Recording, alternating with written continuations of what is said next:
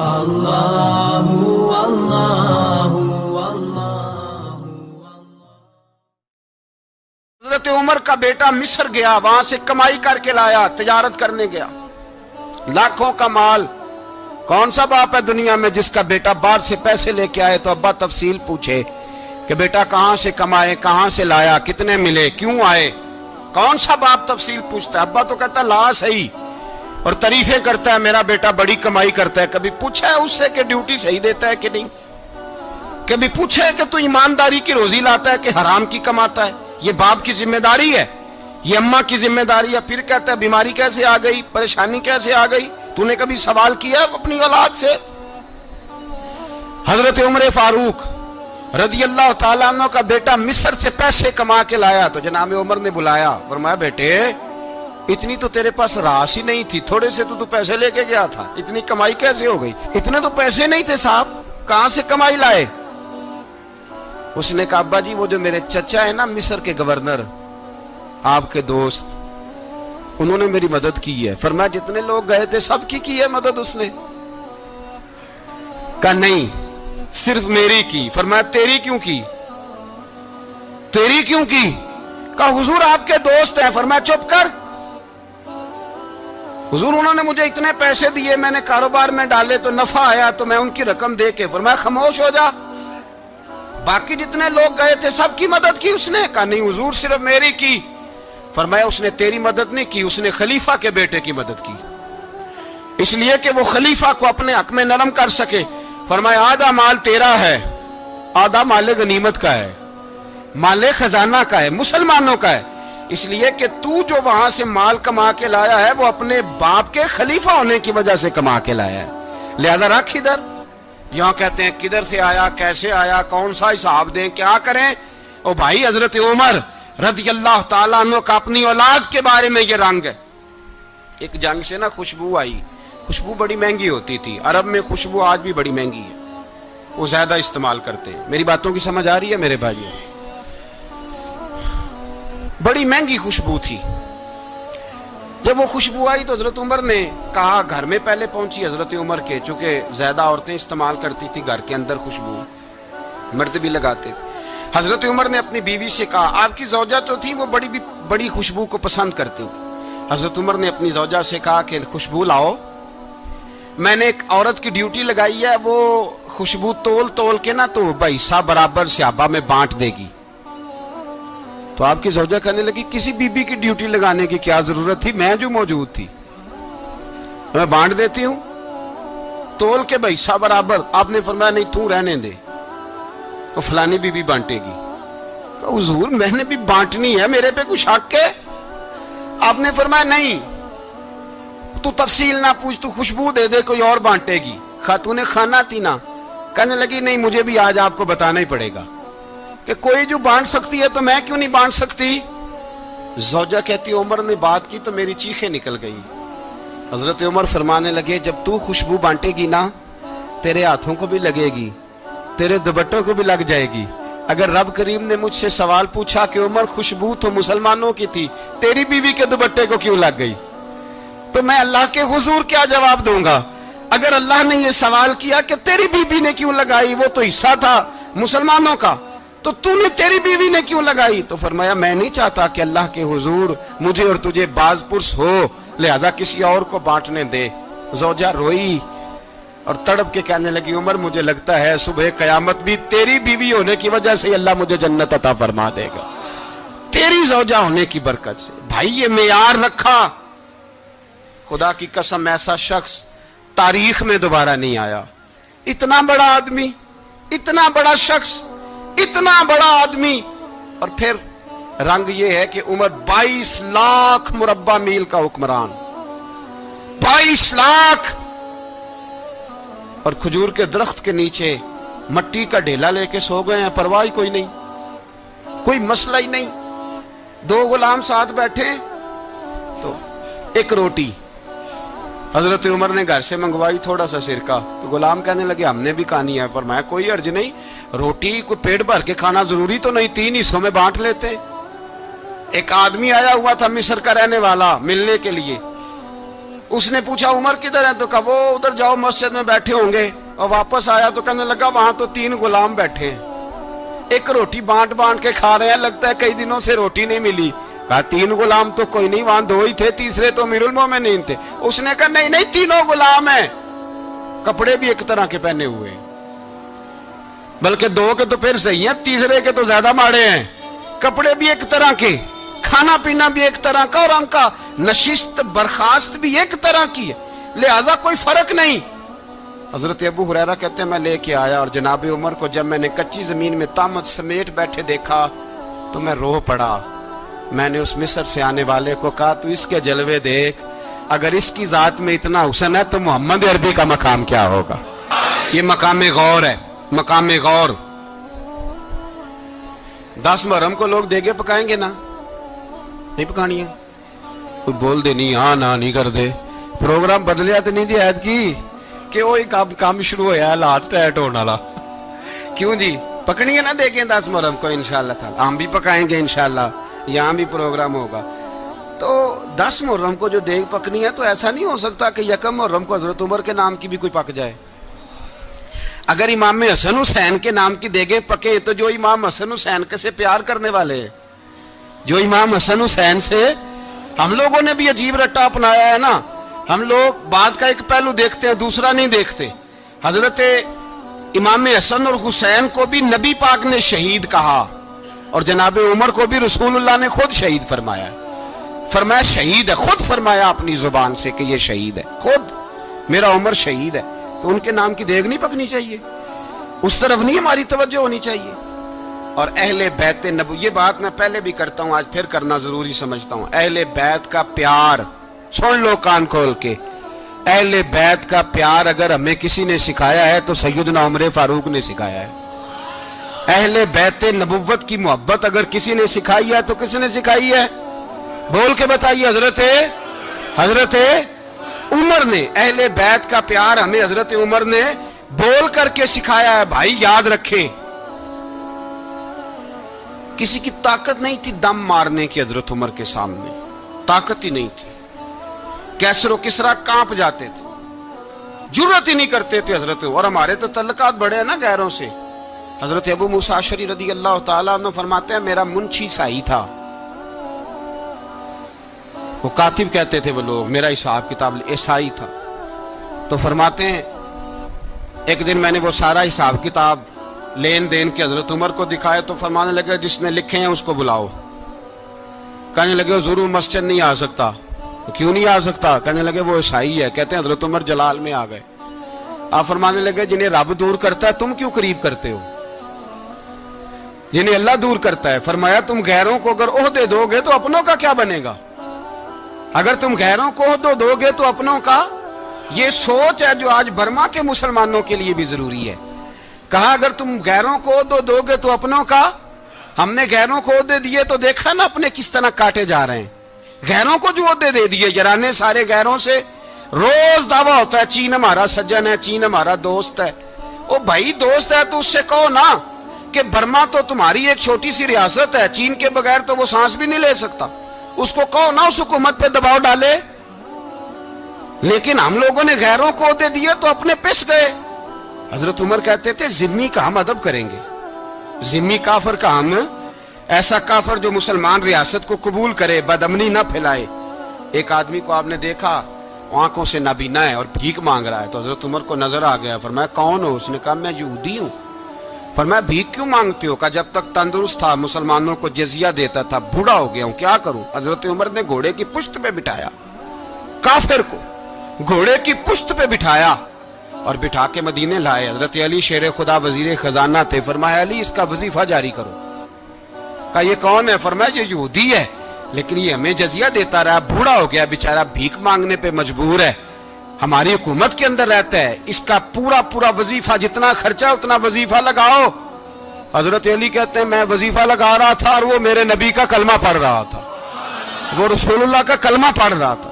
یہ مزاج, یہ نہیں کہ کافر. حضرت عمر نے گورنروں کو خط لکھے تھے کہ زبردستی کسی کو مسلمان نہیں کرنا, جہاں ان کی عبادت گاہیں بنی ہو گرانی نہیں, کوئی مندر کوئی گرجا ضائع نہیں کرنا. इस्लाम सबको जीने का मौका देता है, पर बेईमानों, जालिमों, बदजातों, तुम्हें यह कहता है कि हम तुम्हें जीने का मौका देते, तुम भी मुसलमानों को जीने का मौका दो। ये जहां बसते हैं, जहां रहते हैं, इन्हें वहां जीने का मौका दो। इन्हें भी अल्लाह अकबर कहने का मौका दो, इन्हें भी कुरान पढ़ने का मौका दो, इन्हें भी रसूलुल्लाह पर दुरूद पढ़ने का मौका दो। हमारे मुल्क में ईसाई अपनी मर्जी से खुलेआम तबलीग करते हैं। यहां तो चैनल चलाए हैं ईसाइयों ने। किसी मजहबी जमात ने कभी जुलूस निकाला है कि ईसाइयों का चैनल बंद करो? बोले निकला है कि नहीं निकला? कितने जुल्म की बात है। हम जब गैर को इतना तहफुज देते हैं, इतना तहफुज देते हैं, हमने देखा है, मुझे 20 लोगों ने ईद पे टेलीफोन किए कि ईसाइयों को कुर्बानी का गोश्त दे लें। मजबूर हैं जी, दरवाजे पे आ गए हैं, हमारे काम काज करते हैं। 20 लोग, आम आदमी के दिल में इनका इतना जज्बा है। वो मसाइल का बयान करना एक अलग बात, लेकिन हमारे दिल काफर के हक में भी नरम हो जाते हैं। तुम किस कदर ज्यादा बेईमान हो और कुफर किस कदर ज्यादा जलील हो गया है कि मुसलमान के हक में नरम होता ही नहीं। और उससे बड़े जलील वो हैं जो इन जलीलों के सपोर्टर हैं। वो किसी अरब मुल्क के हुक्मरान हो या किसी और जगह के, वो बड़े जलील है जो इन जलीलों के सपोर्टर हैं, जो बर्मा की बच्चियों के कत्ल पर अपनी हुकूमतें चमका रहे हैं। ने शर्म नहीं आती, इस कदर मुसलमान तड़पा है, लेकिन उन बेगैरतों को जरा होश नहीं आई। और ये उनके कमाश, उनके दलाल जो हर जगह उनकी सपोर्ट करके अपनी हुकूमतें कायम करते हैं, बेईमानों को पता नहीं कि कब इन पर अल्लाह का अजाब उतरेगा और किस तरह इनके परखशे उड़ेंगे। तुम्हें अपनी जिल्लत और रुसवाई नजर नहीं आ रही कि जमीन किस तरह तुम्हारे लिए तंग हो गई है? इससे ज्यादा और तुम्हारी रुसवाई क्या होगी? डरो अल्लाह से, और ये तो दुनिया का अजाब है। इन्ना बत्श रब्बिका लशदीद, मेरा रब कहता है क़यामत तो कायम होने दे। इतना सख्त तेरे रब की पकड़ है, इतनी किसी दूसरे की हो सकती? याद रखें और थोड़ा एहतियात करें हम सब लोग भी, जो हम लोग आधी जुबान बोल के भी इनकी सपोर्ट करते। अब शर्म आनी चाहिए हमें इन हुकूमतों की सपोर्ट करते जो मुसलमानों की लाशों के ऊपर हुकूमतें कायम करते हैं। शर्म आनी चाहिए। बहरहाल बात दूर निकल जाएगी और मैं अपने मजमून पे रहता हूं। अहले बैत का प्यार अगर सिखाया है तो जनाब उमर ने सिखाया है रदी अल्लाह ताला अन्हो। इमाम हसन मिलने, आप यकीन करें, मैं जब इस वाकया को पढ़ता हूं तो मेरा दिल झूम जाता है। मैं कहता हूं यार, डाडा होना अपनी जगह पे, इश्क होना अपनी जगह पे, इंसान का बावकार होना अपनी जगह। जहां खड़े होना था वहां ये खड़े होते थे, और जहां झुकना था वहां ये इन लोगों में इकबाल ने कहा था, तेरी निगाह नाज से दोनों मुराद पा गए। अकले की याबो जुस्तजू, इश्के हुजूरो इस तरह। जहां अगर आया है सामने कैसरो किसरा तो उमर जैसा दलेर कोई नहीं। अगर सामने आया ईरान का बादशाह तो उमर जैसा तगड़ा कोई नहीं। अगर आया है सामने गुस्सान का बादशाह तो उमर जैसा आदिल कोई नहीं। लेकिन अगर अली का बेटा आया है, अगर फातिमा के लाल पारे आए हैं, तो फिर फारूक आजम से जैसा मुहिब कोई नहीं, फिर उनसे जैसा प्यार करने वाला कोई नहीं। अंदर बैठे हैं जनाब उमर, अंदर तन्हाई में कुछ वजीरों से गुफ्तगू हो रही है, मीटिंगें जारी हैं। आपके बेटे मिलने आए जनाबे अब्दुल्ला इब्ने उमर, अब्बा जी मिलने आए। बात ठहरो, बात कर रहा हूं, कोई ना अंदर आए। साहबजादा बाहर खड़ा है। थोड़ी देर गुजरी तो इमाम हसन भी आ गए। कौन आए? आपको अजब मिलेगा इमाम साहब का नाम लेने से, वो सरदार हैं जन्नतियों। कौन आए? सारे बोलिए। इमाम हसन, तेरी नस्ल पाक में है बच्चा बच्चा नूर का, तू है ने नूर तेरा सब घराना। इमाम हसन आए तो हजरत अब्दुल्ला इब्ने उमर को दरवाजे पे खड़े देखा। कहा अमीरुल मोमिनीन कहाँ हैं? कहने लगे हजरत उमर के बेटे। कहने लगे वो अंदर बैठे, कुछ मीटिंग हो रही है और उन्होंने कहा कोई अंदर ना आए, लेकिन आप जाना चाहें तो चले जाएं। आप जाना चाहें तो, तेरी नस्ल पाक में है बच्चा बच्चा नूर, आप जाना चाहें तो चले जाएं। तो उन्होंने कहा जब आप बाहर खड़े हैं तो मुझे कोई इतना जरूरी काम नहीं, और अभी जोर की नमाज थोड़ी देर में होगी, मैं मस्जिद में मिल लूंगा अमीरुल मोमिनीन से। ये बात कह के इमाम हसन चले गए। यार इतनी बड़ी बात नहीं थी, इतनी बड़ी बात नहीं थी। तो मेरे उस्तादों का बेटा भी आया तो कहा ठीक है जी वो सोए हुए हैं, तो कोई गर्ज नहीं यार, मैं ठहर के आ जाऊंगा। कोई बड़ी बात नहीं थी, देखा जाए तो बड़ी बात नहीं थी, पर बात बहुत बड़ी थी इसलिए कि ये खाली हसन नहीं, ये हसन इब्ने अली है। ये हजरत फातिमा के लख्ते जिगर, حضرت عمر باہر نکلے, عبداللہ ابن عمر سے پوچھا کوئی آیا تو نہیں؟ تو کہا حضور امام حسن آئے تھے. تو کہا پھر شہزادے کو اندر کیوں نہیں بھیجا؟ کہا میں نے کہا تھا. وہ کہنے لگے اگر امیر المومنین مصروف ہیں تو میں ظہر میں مل لوں گا. حضرت عمر رونے لگے, فرمایا بیٹے تو نے اچھا نہیں کیا. پھر مسجد نہیں گئے, سیدھے امام حسن کے دروازے دستک دی. امام حسن باہر آئے, کہا شہزادے آئے تھے تو ملے کیوں نہیں؟ تو امام حسن کہنے لگے حضور آپ کا اپنا بیٹا دروازے پہ کھڑا تھا, آپ کا اپنا بیٹا دروازے پہ کھڑا تھا, اور منع بھی کیا تھا آپ نے تو میں زور میں مل لیتا. حضرت امام حسن فرماتے ہیں جوش جذبات میں جناب عمر نے سر سے پگڑی اتار دی, جوش جذبات میں. کہنے لگے حسن میرے بیٹے کا اور آپ کا کیا مقابلہ؟ کیا اس کی ماں کا نام فاطمہ الزہرا ہے؟ کیا اس کی نانی کا نام خدیجۃ الکبریٰ ہے؟ کیا اس کے نانے کا نام محمد مصطفیٰ ہے؟ آپ کا اور اس کا کیا مقابلہ؟ پھر رو پڑے اور کہنے لگے بیٹے میں مکے کے صحراؤں میں اونٹ چرایا کرتا تھا, یہ جو میرے سر پر عزت کے بال ہیں یہ تیرے نانے کے اگائے ہوئے. میں مکے کے خبردار شہزادے خبردار. او بھائی اہل بیت نبوت کے ادب کا رنگ اگر سکھایا ہے تو سیدنا عمر نے سکھایا ہے. حضرت عمر فاروق اتھارٹی ہے, اسلام کی اتھارٹی. یکم محرم حضرت عمر کی شہادت ہے. یہودی بول اٹھا, کافر بول اٹھا. اگر 6 مہینے عمر دنیا میں اور رہتے تو دنیا میں کوئی کافر موجود نہ ہوتا. 6 مہینے. اور جب اس بطل جلیل کا جنازہ اٹھا, اللہ بخاری پڑھیے نا, اللہم ارزقنا شہادت فی سبیلک, اللہ بسترے کی موت نہ دینا, شہادت کی دینا. عمر شہید ہوئے, مسجد نبوی میں نماز پڑھاتے, اور جب جنازہ اٹھا تو مدینے کا پھر پیچھے جو دلیر بچے وہ مولا علی تھے. مولا علی, جناب عمر کا جنازہ اٹھا تو سب سے پہلی ہائے جو نکلی وہ حضرت علی کی زبان سے نکلی, اور حضرت علی ساری داڑھی آنسوؤں سے بھر گئی. لوگوں نے کہا کہ علی کیا ہوا؟ فرمانے لگے تم دیکھ نہیں رہے جنازہ کس کا اٹھا ہے, پلٹ کے دیکھو تو صحیح, تم پتہ نہیں یہ کون گیا ہے. کہ حضور کیا ہوا؟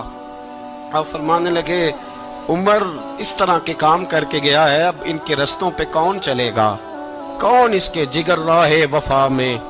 میں نقش ایسے چھوڑ آیا ہوں, میں جس منزل سے گزرا ہوں وہ اب تک یاد کرتی ہے. حضرت علی حضرت عمر کے جنازے پہ کھڑے ہو کے کہتے ہیں اللہ مجھے اس طرح کے عمل کرنے کی توفیق دے جس طرح کے عمر کر کے گیا. میرے بھائی بطل عزیز, بطل حریت حضرت عمر رضی اللہ تعالیٰ عنہ جو اپنی زندگی انقلاب والی گزار کے گئے. عمر جب دنیا سے گئے تو 80 دینار کا قرضہ تھا, 22 لاکھ مربع میل کا حکمران. اور اپنے بیٹے سے کہنے لگے بیٹے کوشش کرنا تیرے خاندان والے مل کے میرا قرضہ اتار دے, میری قبر پہ بوجھ نہ رہے, اور اگر خاندان والے مدد نہ کریں تو میرے دوستوں سے بات کرنا, وہ مدد نہ کریں تو پھر علی سے بات کرنا. ان کا پیار آپس میں اتنا اور تو اختلاف ثابت کر رہا. 80 دینار کا قرضہ چھوڑ کر حضرت عمر دنیا سے گئے, اور جاتی دفعہ کہہ گئے میرے بعد میرے بچوں کو حکومت کے مشورے میں بھی شامل نہ کرنا, حکومت کے مشورے میں بھی میری اولاد شامل نہ ہو. اتنا بڑا شخص اتنا بڑا رنگ دے کے یکم محرم کو جب عمر فاروق کا وصال ہوا تو بیٹے سے کہنے لگے اماں عائشہ سے جا کے کہو میرا بھی نبی پاک کے روزے میں دفن ہونے کو دل کرتا ہے. ایک قبر کی جگہ ہے اماں جی نے اپنے لیے رکھی ہے, بخاری ہے بخاری. حضرت عائشہ کے پاس صاحبزادے گئے, کہنے لگے اماں جی عمر کو زخم لگ گیا ہے, حالت بڑی پریشانی والی ہے. وہ کہتے ہیں اگر اماں اجازت دیں. سید عائشہ رو پڑی, فرمانے لگی کہ وہ اپنی قبر کی جگہ تو نہیں نہ کسی کو دیتا, پر عمر نے کمال ہی بڑا کیا, اسے کہو جاؤ گنبد خضرا میں قیامت تک جو مصطفیٰ پہ اور ابو بکر پہ سلام پڑے گا وہ تجھ پہ بھی سلام پڑھ کے جائے گا, جاؤ میں نے جگہ دی. اور اگر آپ نے ابھی تک ہمارا چینل سبسکرائب نہیں کیا تو فوراً سبسکرائب کیجئے, ساتھ ہی بیل آئیکن پر کلک کریں تاکہ مزید آنے والی ویڈیو ہیں وہ آپ کو وقت پر ملتی رہیں. اللہ حافظ.